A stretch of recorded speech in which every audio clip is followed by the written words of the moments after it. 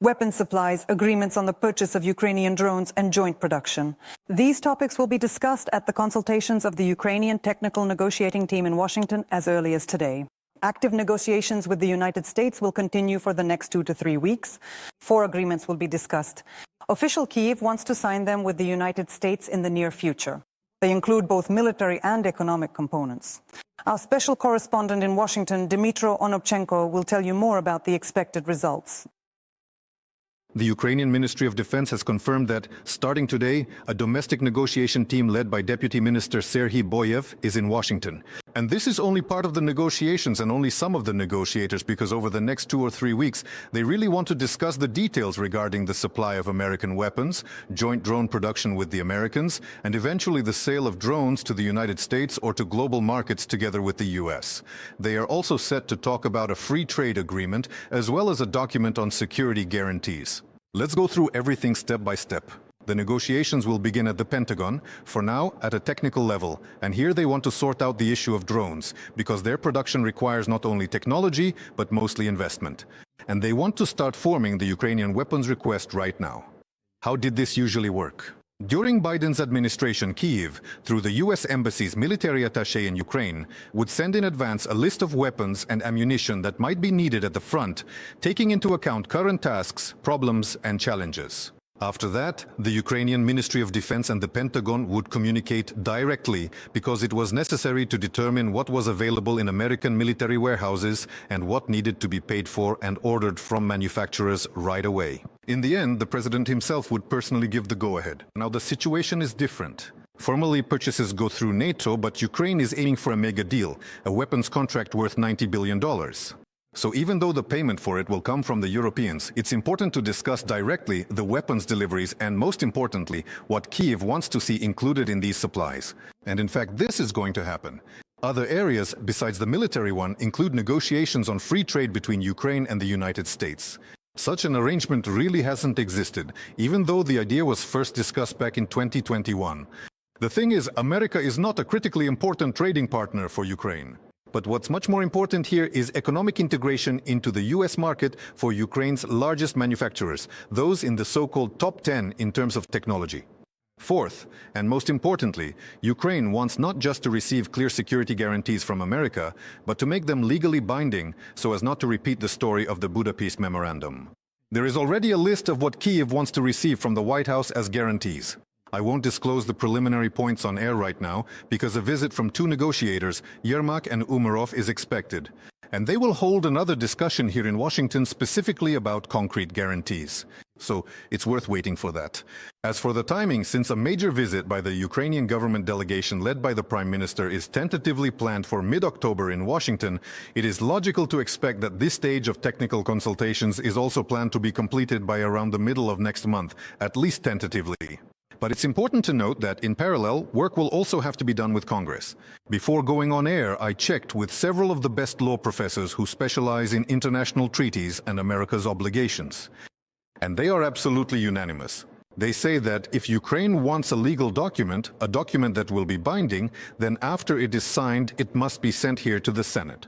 But things are not so simple with the lawmakers. Most Republicans, and of course they listen to President Trump, but ratification has often been a slow process. There are precedents when the president, the top official, signs a document, but Congress is in no hurry. For example, the START I Treaty, which Bush and Gorbachev signed in 1991, was only ratified in December 1994. Or here in Congress, they will always remind you about the Genocide Convention signed by the United States, which, believe it or not, was only ratified 40 years later, because lawmakers insisted that separate laws had to be passed first. Well, in other words, you always want to hope for the best, but at the same time, it's important to stay focused and immediately discuss with the Americans the need not only for a quick signing, but also for swift ratification. And so that the White House starts working with the senators right now to secure the necessary votes. It feels like many processes are now reaching the final stretch, or at the very least could be getting there. And it's also important to remember Ukraine's position. Kyiv was ready to enter peace talks only after receiving those clear security guarantees.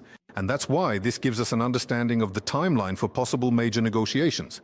Well, that is, of course, if the policy of pressure on Russia currently being pursued by the United States actually yields results. From Washington, Dmitry Onopchenko, Serhiy Koval, American Bureau of Inter-TV Channel, United News Marathon. And we will analyze the new statements from the White House administration with political scientist and partner at the communications agency Good Politics, Maxim Jihun. Once again, welcome, Mr. Maxim. Glory to Ukraine. Glory to the heroes. So, Donald Trump, Keith Kellogg announced that he gave the green light for long-range strikes on Russia. But the question is, do we have anything to strike with? First of all, well, we see Ukrainian drones, deep strikes, they're working. But if we're talking about missiles, and here comes a name, a term, a nomenclature that immediately excites everyone, lifts the mood, tomahawks. Is this more about weaponry, or is it more of a political signal to the Kremlin? It's definitely a symbol of this war, I would say, because there's been a lot of talk about them. Of course, there has also been a lot of skepticism about how they can technically operate on Ukrainian territory, where to launch them from, how to obtain the permissions to strike, say, 2,000 kilometers behind the front line on the territory of the Russian Federation. I think that the Americans are now using this again as a symbol and truly as a signal to Moscow that it would be better to calm down for now and accept the very favorable terms for the Russian Federation that the United States has offered. And this has happened more than once, and let's recall the discussions from recognizing Crimea as Russian, which was rumored in recent months, to freezing the line of demarcation as it is now, even without any return of Ukrainian territories, as well as restoring Russia's economic ability to trade on the international level and renewing these relations with the United States, joint projects, for example, in the Arctic, and many other things.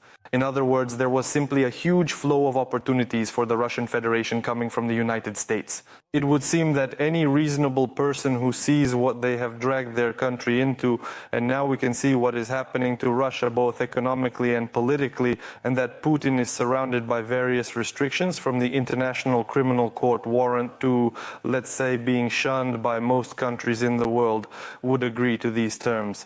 Instead, Putin, acting completely illogically, decided to continue this war and as a result received rather sharp disapproval from Trump. I think that what we are now hearing from various, by the way, American officials is a good sign for us in the sense that if Trump is indeed ready to take such an apparently escalatory step, just as the Russians would definitely call it, by providing Ukraine with new types of weaponry. On the other hand, this definitely makes the Russians reconsider their strategy. Well, to put it mildly, reconsider it a bit. Ideally, they should get out of here altogether, but at the very least, it might push them towards some kind of agreement, even if only a temporary one. That's why I think these are serious signals coming from Washington right now. And what makes me believe these signals are indeed serious is the fact that it's not just Trump saying this. Rubio is saying this as well on the sidelines of the General Assembly, mentioning that we are considering not only providing Ukraine with defensive weapons, but also offensive ones. J.D. Vance is saying the same thing, and so is Special Representative Keith Kellogg.